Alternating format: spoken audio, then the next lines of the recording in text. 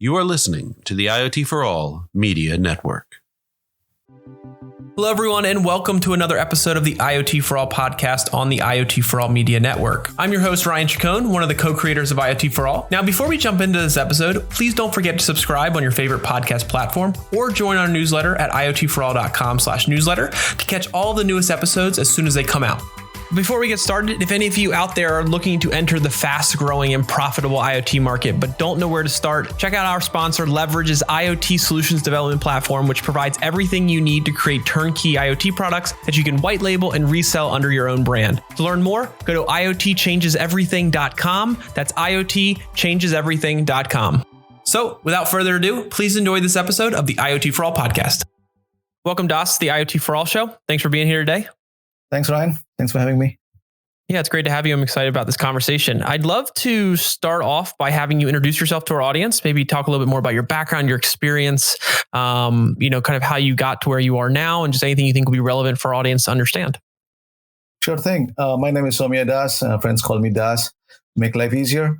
I'm the Chief Operating Officer at Inpixon. Prior to this, my career has been around security, content management, knowledge management.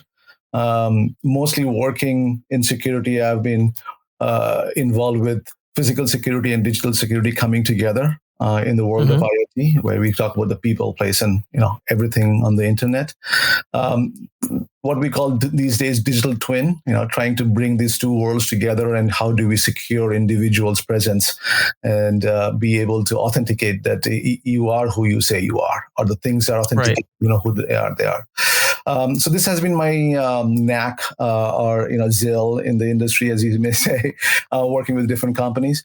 And I came into Inpixon because of this whole area does not have any emphasis on locational context. So adding a locational context to overall IoT, in all cases, for people, for places, and for things, it puts it in a whole different light, right? Giving you the locational context makes so much sense. So I joined with Nadir Ali, our CEO, and it's been over 4 years now that we have been with Inpixon.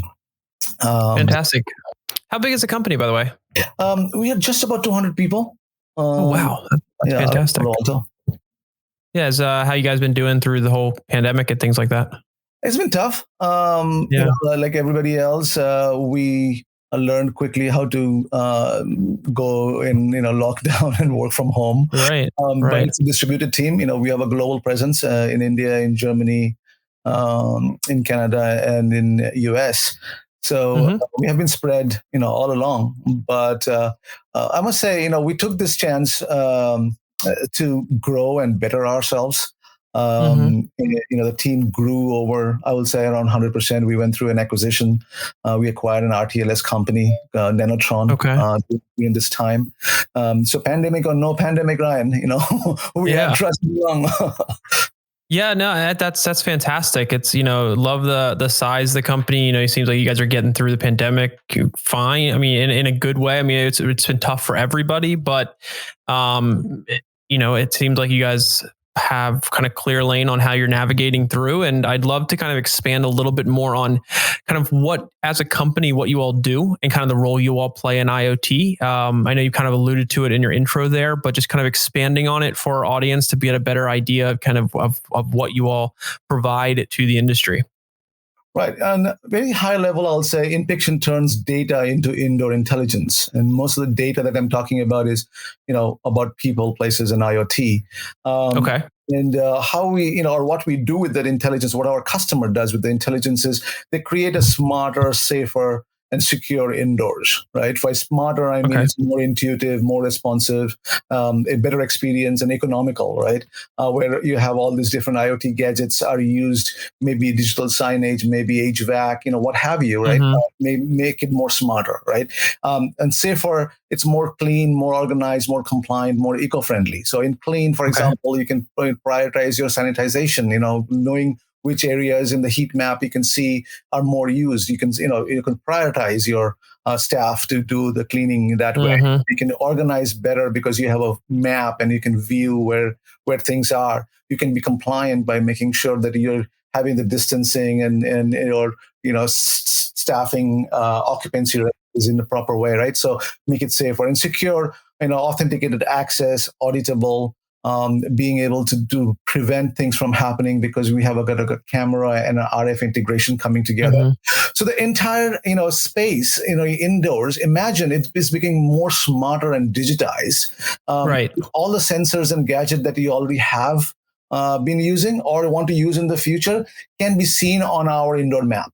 We can then enable you to get position of devices and gadgets. If, for example, a tracking device is on an individual or a mobile phone is on an individual, we are able to look at that RF frequency and place that individual, right? Right. You can say if it's a known device or an unknown device for security purposes. So if you create geofencing around your premises, then we are able to allow you to put rules around those. So who's allowed in that particular area versus who is not, and send alerts. So overall, the digitization and connecting with the Internet of Things, like I say, people, place, and things, come together. Right. So let me ask then, if take me through kind of a typical customer engagement. What stage of their IoT kind of or journey are they usually in when they reach out to you? And how does this work as far as which pieces of an IoT solution do you all handle? Are you doing all the way from hardware to the software side, or are you able to integrate in with existing hardware and just basically interpreting and utilizing the data in your platform to be better utilized by the end user? Kind of where do you fit in the spectrum of things on that side? Yeah, that's a great question. So I'll go a little bit back in our history, right? So we have been growing through acquisition as we bring in all these pieces together. We started with doing like known unknown devices, doing security for the government. Then we brought in a mapping platform, JiveStream, and then be able to place those devices on the map to enable our customers to have better visibility. And then we went into acquiring RTLS company, Nanotron, to bring in IoT and all these gadgets or pieces of equipments that people use in the indoors. So let's kind of unpack that RTLS piece, to get to your point of IoT, right? So IoT, in our case, we have got the full gamut, right? So when you go into a customer, we are not going in and saying, okay, you have to bring in a mapping vendor to create a map. We'll just give you a blue dot. Or we're not saying, hey, we don't have a platform. For us, it's one platform, indoor intelligence platform, that binds all of these solution pieces together. So the customer might be in a different maturity stage. They might say, I just want to create a asset tracking solution where I want the asset tracker and help me with that, right? So we can say, okay, fine, we have a module that you can create your own form factor, or you can take one off the shelf, right? Or the customer might come in a maturity curve where they will say, I just want the chip from you. I have my own system that I want to put this chip into. So depending on what industry you're coming from and what your comfort level or maturity level is within that, using the IoT, we will be able to work with you. But the beauty of this, Ryan, is that if a customer comes in a very embryonic stages of getting into IoT, we're able to hold them through entire maturity stage, right? From a module to form factor, then to platform, then to mapping, the whole thing, right? And that's our vision that we want to create in different industries, maybe in the commercial sector, helping smart buildings, or in the industrial sector, helping manufacturing or mining, where we, in all these areas, we have customers. That's fantastic. And what about from an industry perspective? Is there a certain industry that you all kind of play more in or maybe stay away from? Well, we are staying a little bit away from retail and transportation right now. So I feel terrible. I want to get everything back to normal, and our customers come back and when the retail starts to flourish and everything. But right now, our focus is on smart buildings and creating enterprises in a safe area, and also industry customers who are doing in mining and agriculture, manufacturing. So let me ask you this then. If you could kind of bring this full circle for our audience and talk a little bit more about specific use cases or kind of the application of your technology out in the real world, what are some real problems people are coming to you looking to solve, and how are you solving them with your solution and offerings to the market? Oh, absolutely. Yes. It's a great one. So, this pandemic resiliency, right? So post-pandemic, or dealing with the pandemic, the next-gen smart buildings, a lot of workplace transformation going on, right? A lot of creation of companies are coming in and saying, how do I integrate safety and employee engagement and facility management into one solution to kind of bring my people back, right? So we're getting a lot of interest in that.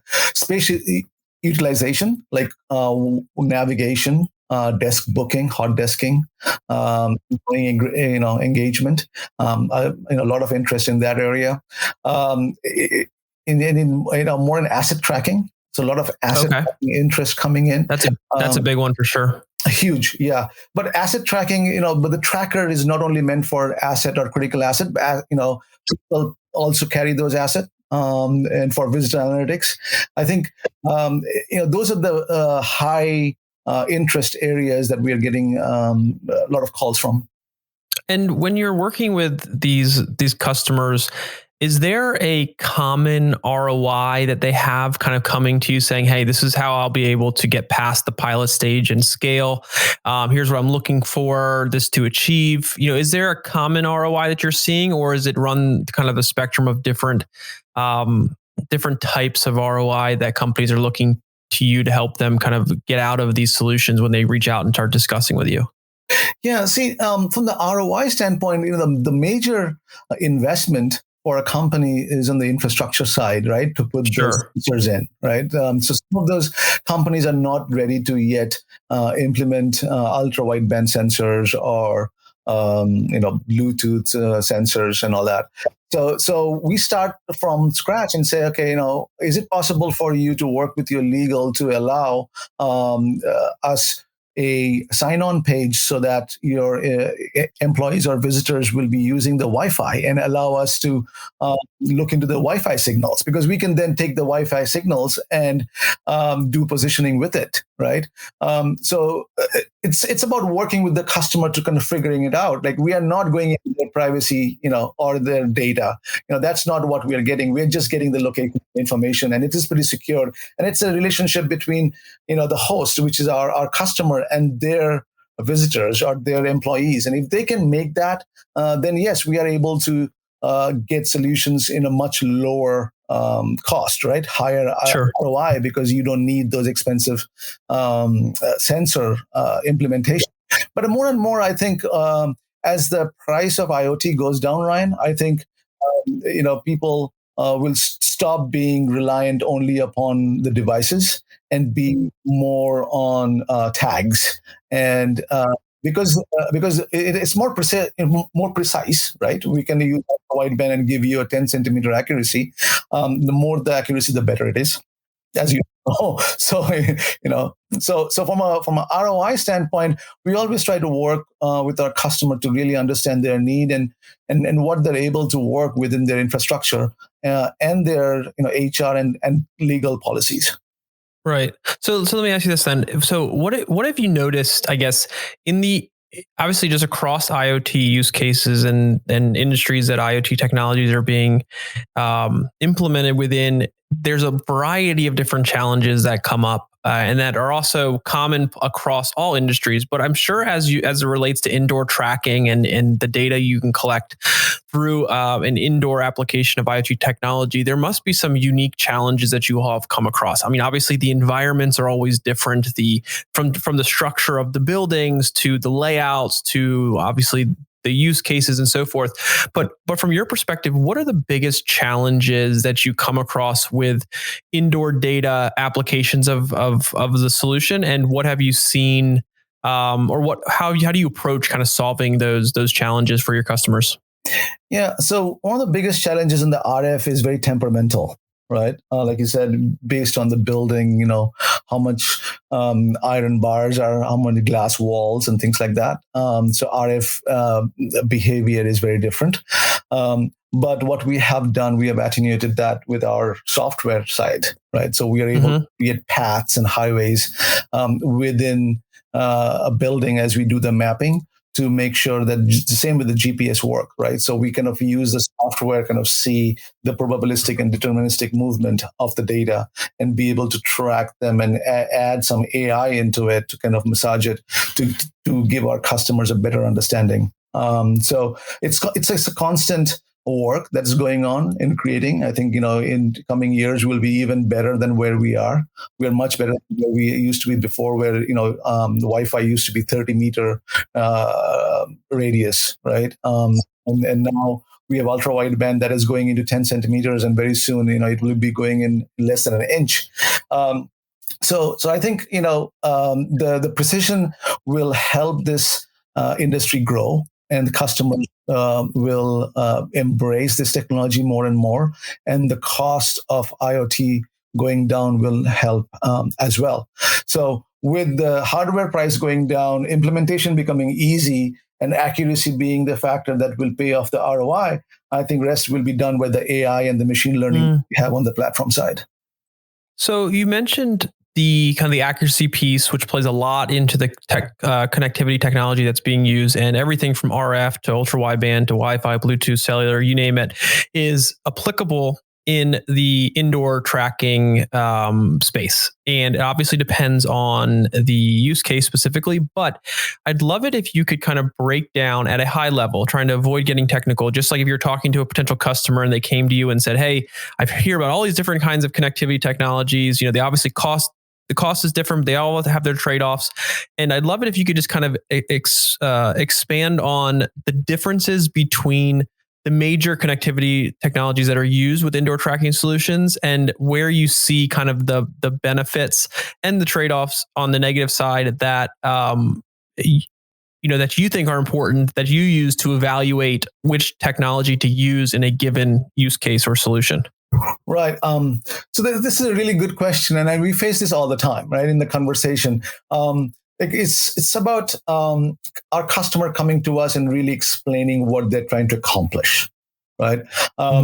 Not all. If you are coming in with a specific set of known requirements, it will help us guide you better towards choosing the right kind of RF. And like you talked about the spectrum, Ryan, we talk about RF, Wi-Fi down to ultra wideband. If you create concentric circles of the radius that each of these are covered, or the ranges of the precision that will be, the lower or the better the precision, the higher the price. Right. Okay.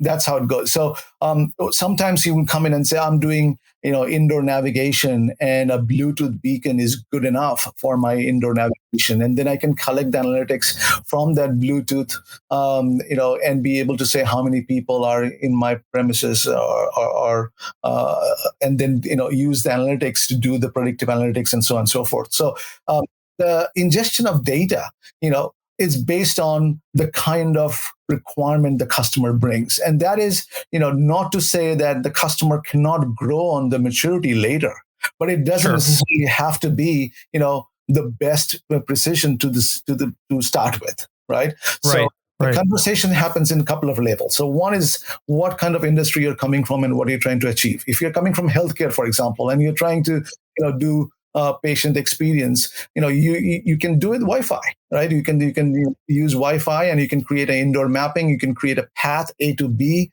You can do point of interest and give them a blue dot on device, right? And they're able to go around and track themselves as they navigate around the hospital or the medical facility. And they'll have a great experience, right? Coming from the parking lot to the meeting their doctor, that'll be great. And that will accomplish with the very least amount of expense. But now when the healthcare customer comes back and says, okay, now, that's working fine, but I now need to track my medical instruments, all across the floor. And I need to know exactly where they are, and do security, do audit trails, and all of these things that I want to do with my equipment. Then you need to be precise. Then you can't just say I'll put a Wi-Fi tag on that, because 30 meter can be inside the room, outside the room. You really don't know exactly what that location is. So, but then you go in and say, okay, if this is something, what the ROI that saving patients' lives, not buying an extra, EKG machine, in all floors or what have you. And you say, okay, it's okay to now go in and move into a more matured ultra wideband, positioning. So we will put ultra wideband sensors all around the building or the floors where they require, and then use the tags to track and use our platform to ingest their data. See, so over time, based on the industry and based on what our customers require, we sit down and do a consultative sale. Yeah, I think it's important for people to not be discouraged from the number of connectivity options that are out there. I think a lot of people get overwhelmed when they get into IoT with so many different connectivity options, so many different kinds of hardware, different cloud providers. It's just there's so many components to an IoT solution that I think people who are not in the space often get very overwhelmed. And it's important for them to look at that not as something to overwhelm them, but something that actually allows them to create a very accurate solution to what is specific to them. And working with a company like you all is a very good first step that companies that are looking to kind of venture down this path can take, because you have the expertise across the board and they just have to put their trust in you to pick the right technologies, understand the right technology, explain to them why these technologies are the technologies you're using to match up with their ROI, match up with their use case. And the number of choices out there is probably only growing, at least for the time being. And that's a good opportunity for companies to take advantage of those that extensive list of different technologies that can be applied to their particular use case, and not think that it's a one size fits all type thing, and it may not meet their needs accurately. Precisely. Yes, you have said it well. Only thing I'll add to that is that having a partner like us to help our customers build, and because then that's the vision, like I mentioned to you in the beginning, right, that we have brought in, best of breed companies that we have acquired these technologies, right? Mapping, positioning, analytics, RTLS. All of this because of this reason, because that this will enable us to sit with our customer and choose the right technology and be able to configure the system that they then can implement and grow with. Right. I totally agree with you. Now, let me ask, what have you seen kind of, or I guess, what are you looking forward to seeing kind of going forward from a technology perspective, becoming available that will help specifically with indoor tracking solutions? Is there any technology that's on the horizon or anything that you're kind of keeping an eye out for to see how things develop to better provide solutions to this type of market? Well, when you say, keeping an eye, that means it's not yet on our truck, right? So right. I just want to make sure that our customers and our listeners understand that if I'm saying something, it is not something yet feasible, right? But we are working on it. One of the things that we are looking at is a digital fingerprinting, right? Being able to look at an environment in a given space and digitally fingerprint that space. So then the need of these sensors goes down considerably.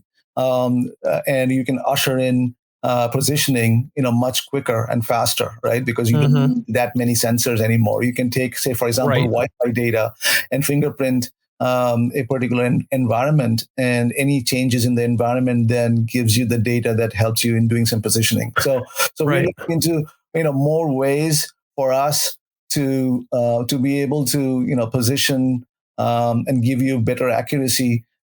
And not surmount the huge scale of putting thousands of sensors in a given space. Makes sense. That's great. So the last question I want to ask you before we wrap up here is just from a general trends sense, as it relates to the indoor tracking space and the safety in different industries like retail and the workplace in general. Are there any specific trends that you're seeing, or anything that's worth noting to our audience that they should be kind of thinking about? I think safety has got a different meaning after the pandemic, right? Sure. When we are talking about social distancing, or we're trying to figure out the occupancy, limits have changed. So getting better understanding of the indoors, I think there should be a really big take on indoor mapping. Right. Yeah. So that you are able to visualize the space better. You're able to communicate back and forth with the visitors and employees in order to direct them into the right direction, at times. Right. But also, on an ongoing sort of post-pandemic world, and I hope everything is coming back to normal, but still we will have some of these procedures that will be in place, right? And having that digitized indoors, like we were talking about earlier, the safer, smarter and safer indoor will enable our customers to provide that for our users or their users. That's fantastic. I appreciate your time here today. This has been great. I think, indoor tracking is a very, very popular space from an IoT perspective. Like asset tracking is huge. We're seeing it across tons of different industries. And as it gets in, when you move from outdoor to indoor, there are a lot of different challenges that people just don't think about. And as you talk more about the indoor mapping and those types of technologies kind of working to be developed, I think, you're hitting on some of the major pain points that companies kind of maybe avoid going down this path initially because they haven't been able to find the right solution. But working with a company like you all, I think is very, very important to kind of seek out and kind of just at least touch base to find out what's possible and do a better job of understanding kind of the potential for IoT solutions in the industry in which an individual works in, because these technologies provide so much value, but oftentimes can be discouraging because of how complex they may seem. So if anybody out there is listening and kind of wants to learn more about your company, wants to touch base, to kind of expand on this conversation, as this is probably relevant to a lot of different individuals in different industries, what's the best way they can do that? Inpixon.com, INPIXON.com. Come to our website. We have got a lot of information, and more importantly, you can click and contact us. We'd love to engage with you. Fantastic. Well, Das, it's been a great pleasure to have you on the show. I appreciate you taking the time to talk to me today, and would love to have you back at some point in the future to talk further. Absolutely. Thanks, Ryan. Thanks for this opportunity. Absolutely. All right, everyone. Thanks again for joining us this week on the IoT For All podcast. I hope you enjoyed this episode. And if you did, please leave us a rating or review and be sure to subscribe to our podcast on whichever platform you're listening to us on. Also, if you have a guest you'd like to see on the show, please drop us a note at ryan@iotforall.com and we'll do everything we can to get them as a featured guest. Other than that, thanks again for listening and we'll see you next time.